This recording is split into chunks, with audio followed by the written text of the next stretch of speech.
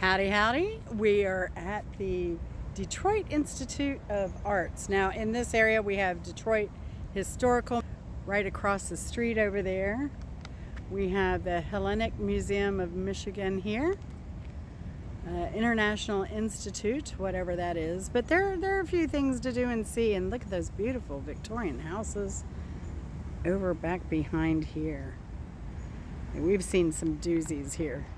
So, yeah, the main thing I'm looking forward to, I didn't do a lot of research of the art here, but I know Diego Rivera's work is here, and it surrounds, I believe, the entryway here. So after this, we have a reservation for the Motown Museum at 5 o'clock. So trying to pack in as much on this trip as we can. I think we're talking about going to Frankenmuth, but I don't think that's going to happen because just time. Like, we want to go into Canada. Probably do that tomorrow.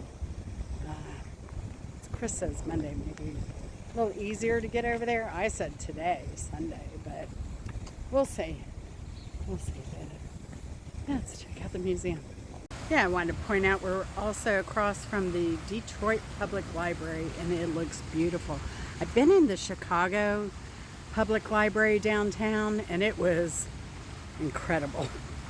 But yeah, I'm kind of interested, but I don't think we'll have time to go to the library. But here we go. Check out the entryway here. This is a massive, massive museum. This cuts off here, but there's another wing back behind, and the same over here.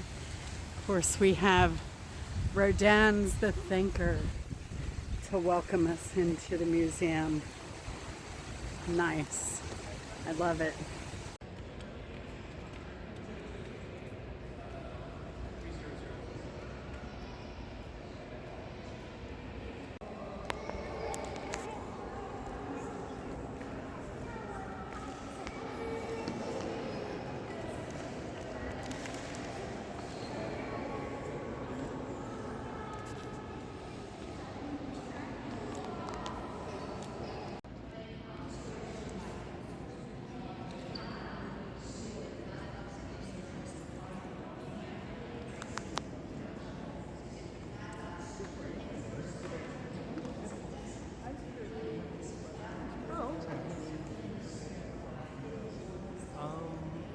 When was he alive?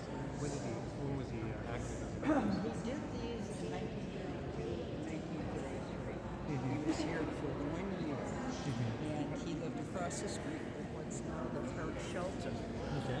And he spent about 3 months primarily down at the Ford Rouge plants, taking pictures and making drawings and plannings, and then he painted. He painted these rooms in 9 months. That's astounding. Well, he had a whole crew, but they moved the scaffolding around the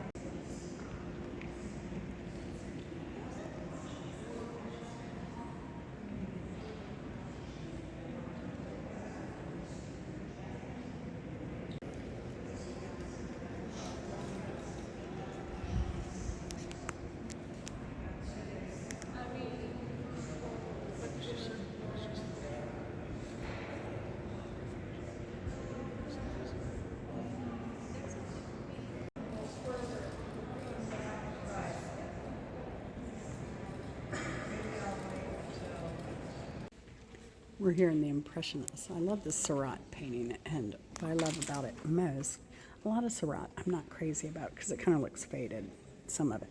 But what I love is that this painting, or the frame, is part of the painting. He painted and gave texture to the frame as well. Very, very cool. And you see that a lot in folk art. But I think it's the first time I've seen it from an Impressionist artist. So in this room, you'll find Gauguin, you'll find Camille Pissarro's work, of course, Van Gogh, as we saw earlier, Seurat. And this carved piece here is a Rodin. I didn't know that he did carvings. I knew like Picasso did and everything, but not Rodin. Or, sorry, Gauguin. This section features Rodin, some Whistler, and some Degas. So you have some Degas sculpture and some ballerina that he's famous for. And we have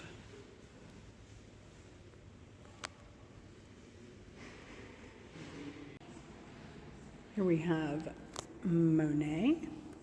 We have Mary Cassatt. She's an American impressionist who was one of the few American impressionists, especially female, who like got along with the guys, hung out.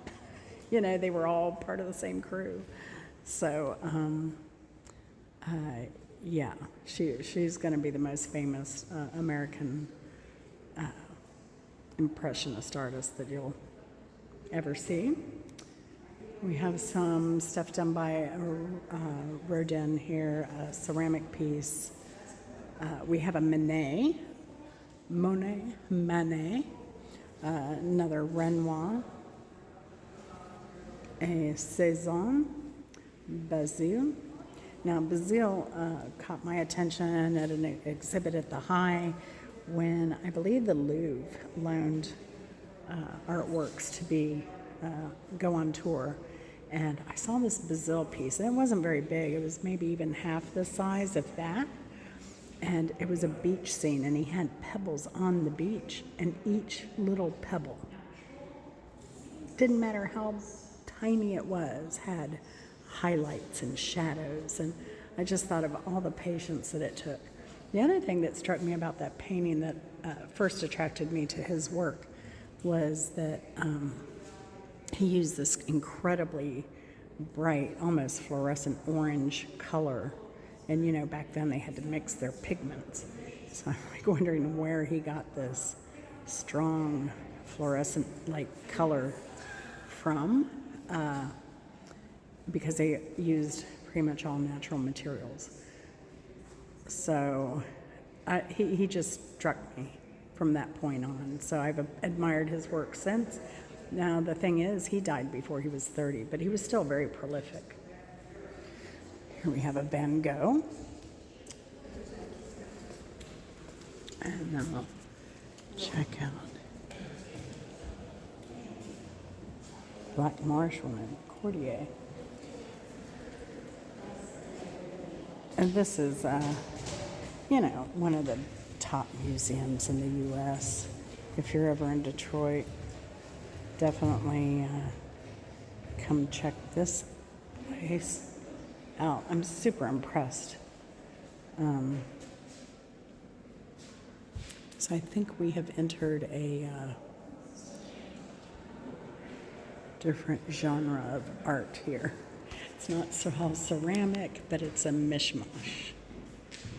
Yeah, so upon closer look, I think it's a nod to the Middle East on this exhibit here, or the Far East, Middle Far East.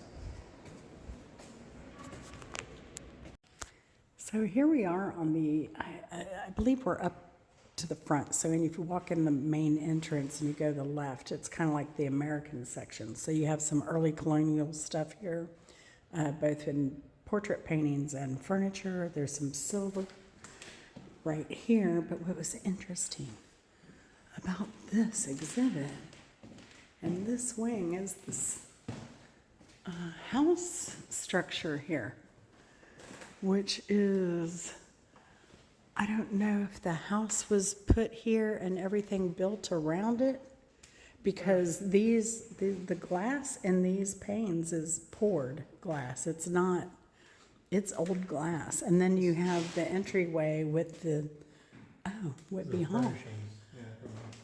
Okay, and then so the stairway.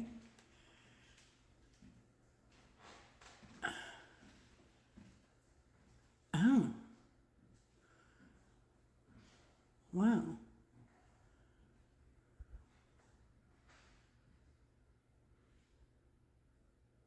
So this is from a home built in 1954, 1754.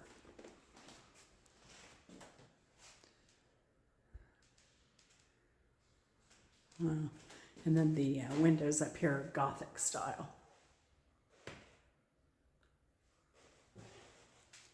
Very cool. I didn't realize that until I'd walked out of here.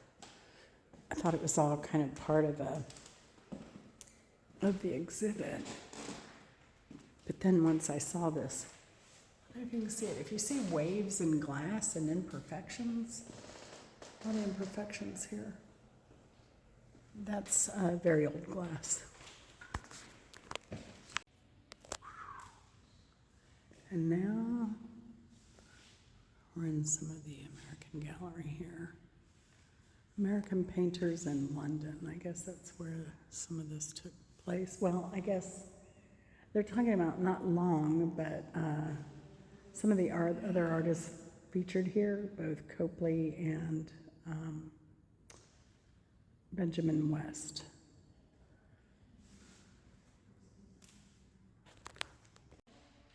And there you go.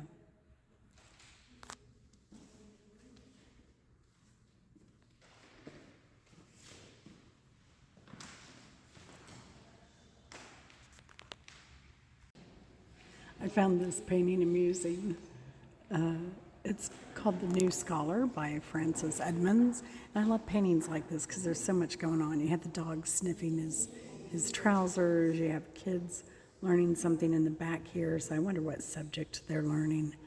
You have this bucket here. I'm wondering what that was for. Is that how they provided water for the kids if they were thirsty? From the well? You know, you have the mother trying to get her son to go to school that day. He's a new student, and he's like, nope, I'm not having it. I have an older brother. I've heard all about what a jerk this is. No, I don't know, but, you know, this is kind of the stuff that runs through my mind when I see a painting like this.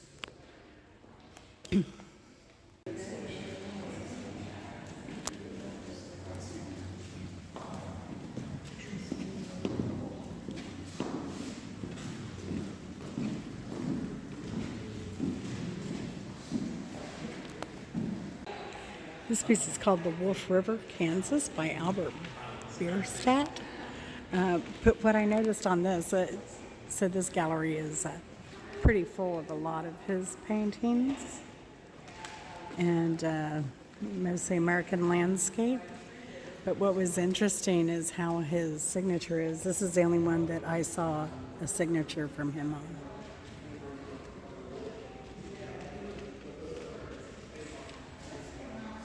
That's really incredible lettering,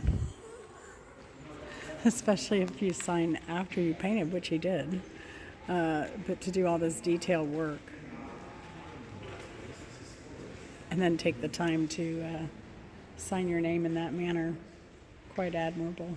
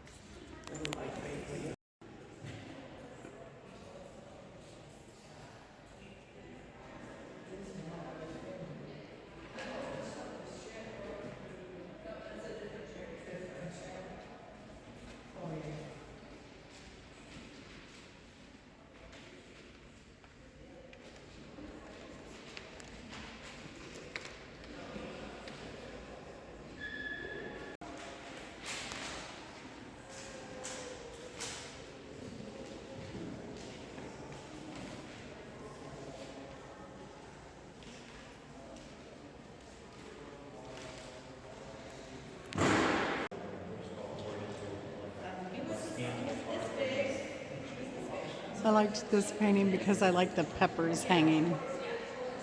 That was before dehydrators.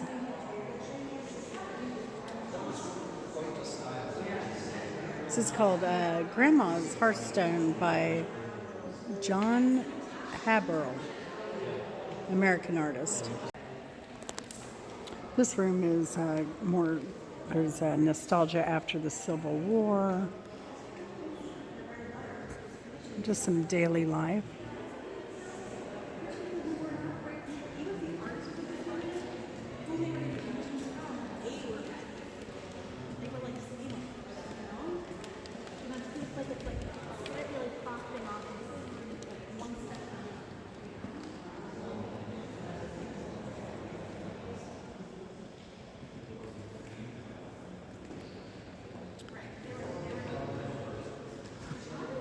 Those up there, that was stunning. I just walked into this room, so you, like me, are seeing this for the first time.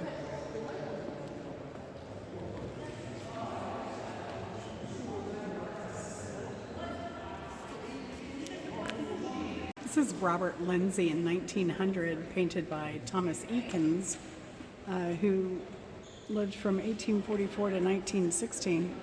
The interesting thing about that is there's a small one and a large one.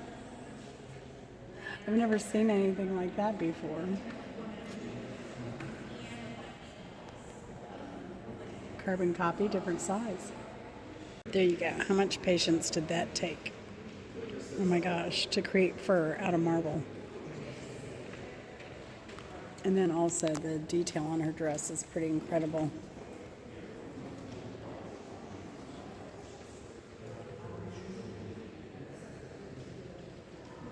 And the silk texture of the undergarment. That's incredible. It's probably, to me, I don't know, I'm pretty impressed with this. Probably one of my favorite sculptures of all time. Miss Penelope in 1903. This was done by Franklin Simmons, who was an American from 1839 to 1913. This is unusual. He did tint this marble, and if you weren't aware, the Romans also tinted their marble sculptures. Just over the years, that tinting has gone away. That's why we see a solid white sculptures now.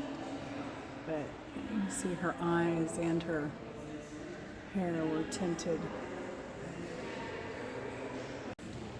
So we turn the corner and there's a painting by an American artist called Theodore Robinson. And this is Giverny in France. This is where Monet lived and did a lot of work. And it literally still looks like this today. Nothing's changed, except the trees are probably taller. This is an American impressionist I had not heard of. His name is Child Hassan, from 1859 to 1935. So I do believe it's the first time I've seen his work.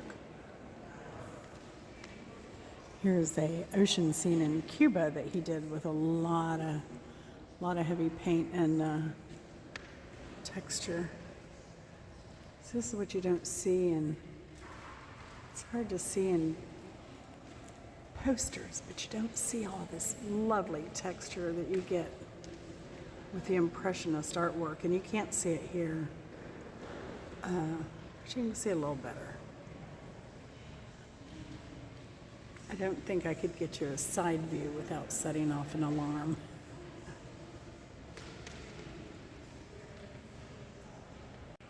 This gallery has a lot of John Singer Sargent's work in it. And I was kind of surprised to see this Mary Cassatt over here instead of with the other Impressionist art. But maybe they're differentiating her work in Paris versus her work in the U.S.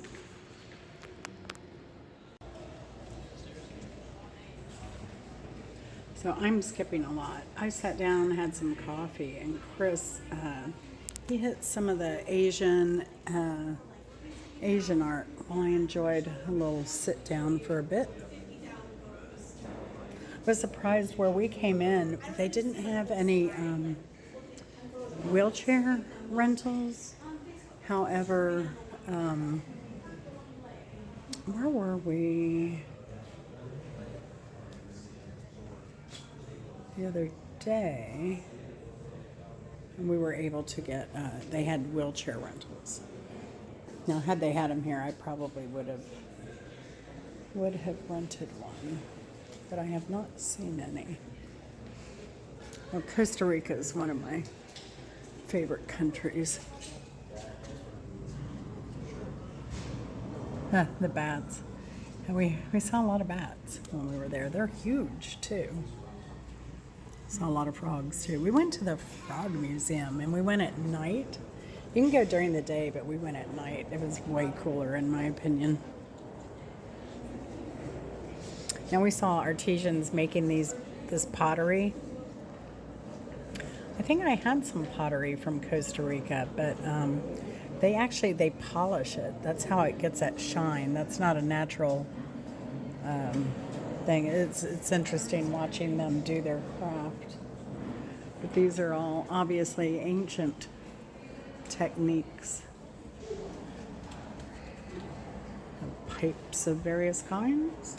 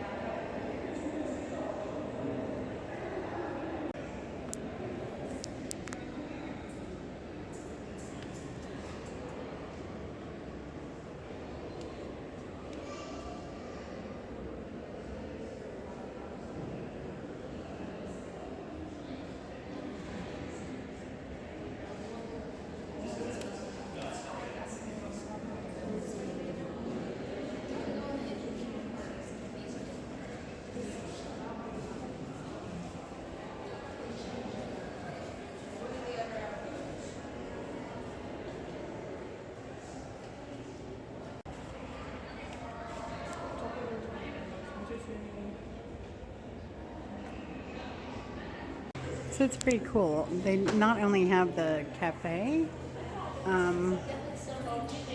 it's more of a self-serve cafeteria area, but you have a seating area here, have a bar and beverage area over there. You can buy some things, and little sit-down areas. You can do some work like this gentleman here, and a wonderful environment. Very, very cool. I like how they decorated in here.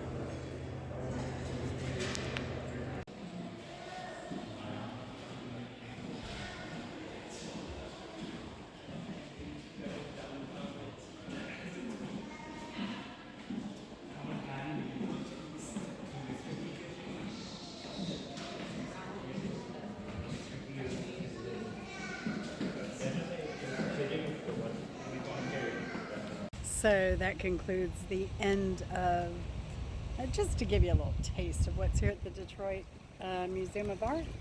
And we're kind of just chilling out here. So they're having these heat warnings, right? And we're still like, oh, it's way cooler than even Atlanta would be right now. There's a breeze here. We don't get that inland. But look at this. This area is just gorgeous, really. So we're just going to chill a bit before our Motown tour at 5 and enjoy the shade over here. Y'all take care. Thanks for watching, and we'll see you later. Bye.